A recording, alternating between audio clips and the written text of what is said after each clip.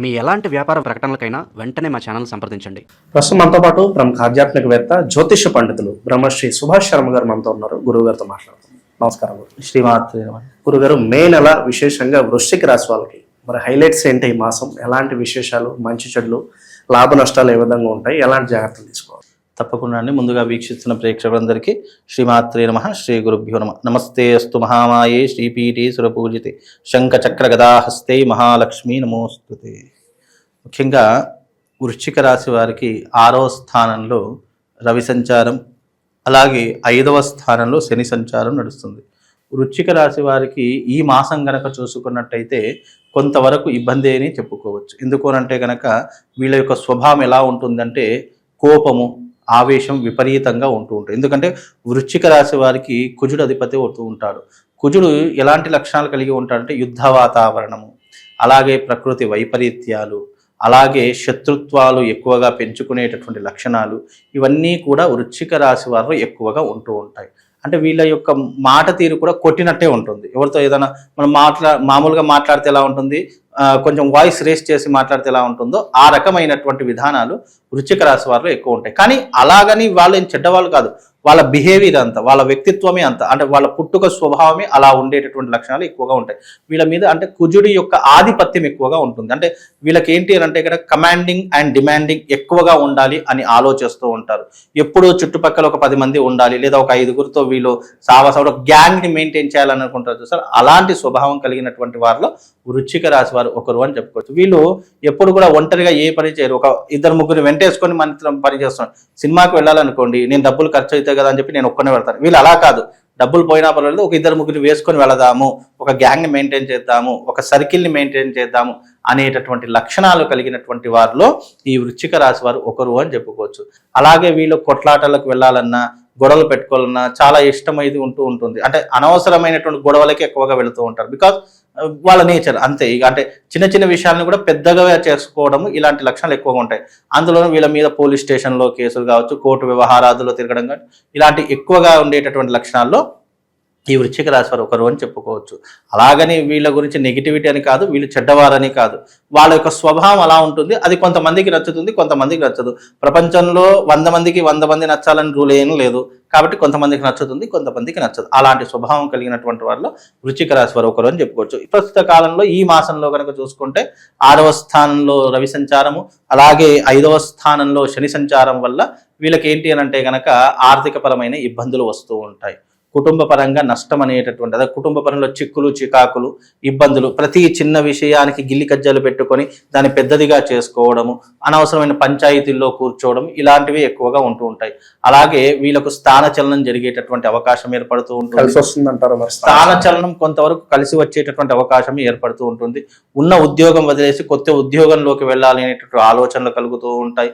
అంటే మంచి ప్యాకేజ్ రావడం కానీ అలాంటివి కూడా జరిగేటటువంటి లక్షణాలు ఏర్పడేటటువంటి విధంగా ఉంటుంది. కానీ కొంతవరకు దానివల్ల నష్టం, అంటే కొత్త ఉద్యోగులు ఎన్ని రోజులు ఉంటారో కూడా గ్యారెంటీ లేదు. కాబట్టి ఉన్న ఉద్యోగాన్ని కాస్త మీరు ముందుకు తీసుకుని వెళ్తే బాగుంటుంది. ఉన్న ఉద్యోగాలనే స్థిరపడేటటువంటి అవకాశాన్ని ఏర్పరచుకుంటే గనక కొన్ని రకాలుగా బాగుండే అవకాశాలు ఏర్పడుతూ ఉంటాయి.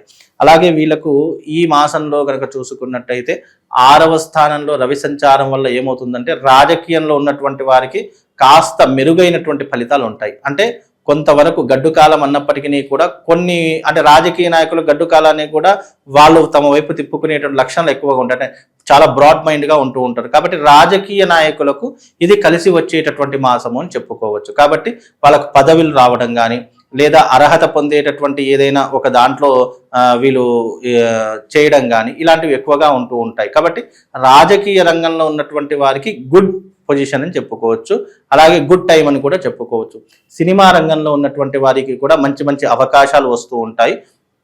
అవి సినిమా రంగంలో కావచ్చు, నాటక రంగంలో కావచ్చు, లేదా షోస్ కావచ్చు, ఏదో ఒక విషయంలో గనక వీళ్ళకు శుభప్రదంగా ఉండేటటువంటి లక్షణాలు ఈ మాసంలో వృశ్చిక రాశి వారికి ఏర్పడుతూ ఉంటాయి. కనుక వృశ్చిక రాశి వారు ఎవరైతే ఉన్నారో ఈ మాసంలో వాళ్ళకు శుభ ఫలితాలతో పాటు కాస్త గడ్డు కాలము అంటే వీళ్ళకి ఏంటి అంటే 5వ స్థానంలో శని సంచారం కాబట్టి వీళ్ళకు ఆర్థిక పరంగా కావచ్చు, లేదా ఆరోగ్య పరంగా కావచ్చు, కొంతవరకు మానసిక ఇబ్బందుల వల్ల కావచ్చు కాస్త ఇబ్బంది పడేటటువంటి అవకాశం అయితే ఏర్పడుతుంది. వివాహ ప్రయత్నాలు అనుకూలంగానే ఉంటాయి అంటారా ప్రస్తుతానికి?